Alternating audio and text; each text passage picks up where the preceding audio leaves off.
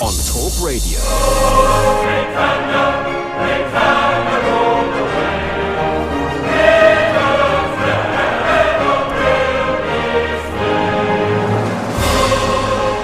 Oh, it's just wonderful, isn't it? Does that not make you just sit up straighter in your chair? Want to stand up and just belt it all out? Well, that is one of the highlights, of course, of last night of the Proms. That, along with Land of Hope and Glory, that is last night of the Proms. It's what most of us know, the waving of the flags in the Royal Albert Hall. Well, it's going to be a bit different this year because, of course, it's all going to be online. And as it's online, it's virtual, the BBC get to have a say over what actually gets broadcast and what is actually played. And now there is discussion within the BBC that actually the traditional repertoire is under review and organisers may decide to remove Rule Britannia and Land of Hope and Glory from the last night of the Proms because it's all part of the decolonisation of our major cultural events. Well, let's discuss whether this is a good idea or a bad idea.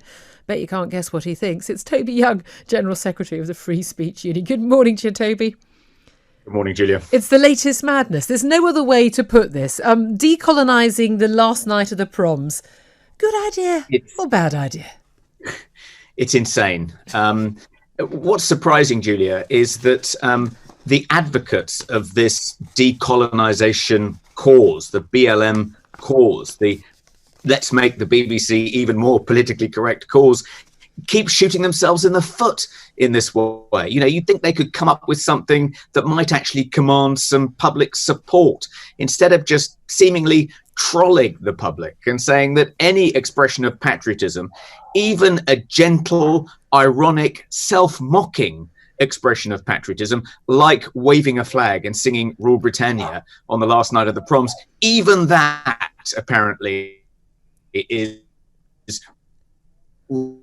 Oh, the robots, the gremlins have set in there. We got you frozen a little bit there, but hopefully we'll get that sorted while I have a natter. We'll get you back on a slightly clearer line, I think. But we heard most of that, certainly. I mean, this is the bizarre thing, isn't it? Is that there'll be many people who enjoy last night of the Proms from every different walk of life. There'll be, whether they'll be white or black or Asian or middle class or working class, people who have been born in this country to generations of people who lived in this country, people who are the children of immigrants, people who are immigrants themselves, who will love this celebration of British culture because by definition, surely, if you've come to live in this country or you've been born in this country, you quite like this country and want to celebrate our culture and our history. And surely songs like Rule Britannia and Land of Hope and Glory, Last Night at the Proms, that's all part of our culture and our history.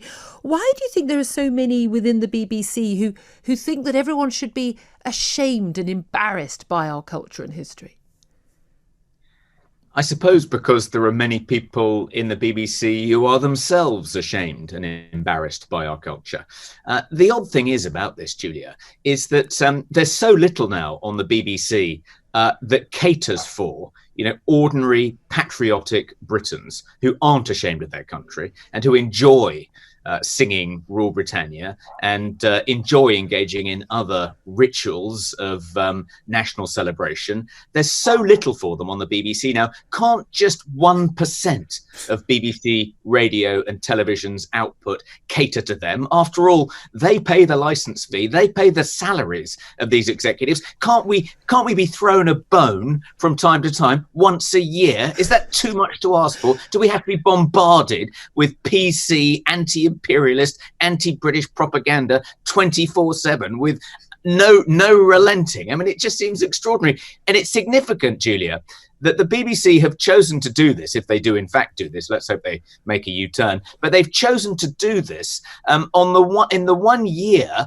that the Royal Albert Hall isn't depending on any paying customers to actually go to the event. They've taken advantage of the fact that they're going to be broadcasting this without having to respond to the market, the people, without having to be accountable in any way to ticket buyers, saying, now that this performance slot is guaranteed and no one's going to have to buy tickets, let's inflict some ghastly politically correct dirges on them because they won't be able to walk out.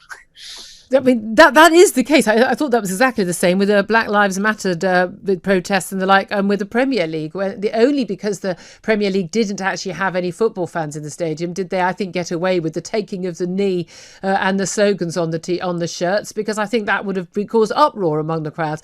But this is the idea, isn't it, that somehow that these songs are divisive and that they're negative and they're wrong and they depict something that we, as you say, people think we should be ashamed of. And yet, you just don't seem to come across this in any other country. Okay, perhaps in America, although there's a much bigger, stronger fight back in America on this.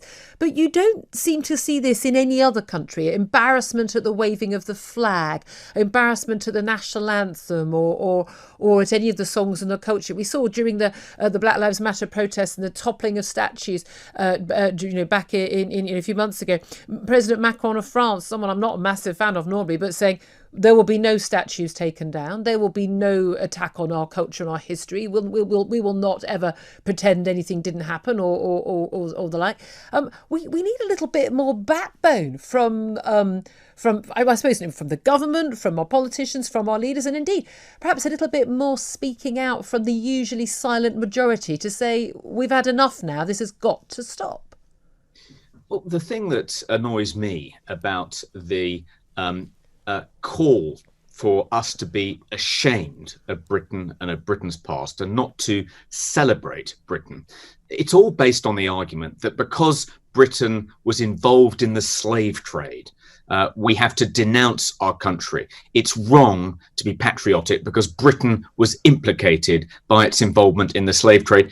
Every country in the world that's had an empire, even some that haven't, have been involved in the slave trade.